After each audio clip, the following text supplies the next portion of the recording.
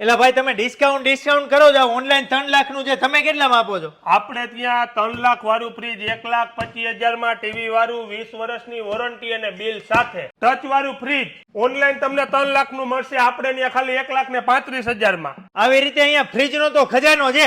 Single door, double door માંગો એ થપ્પે થપ્પા મળે. 10% થી લઈ 40% સુધીનું ડિસ્કાઉન્ટ છે.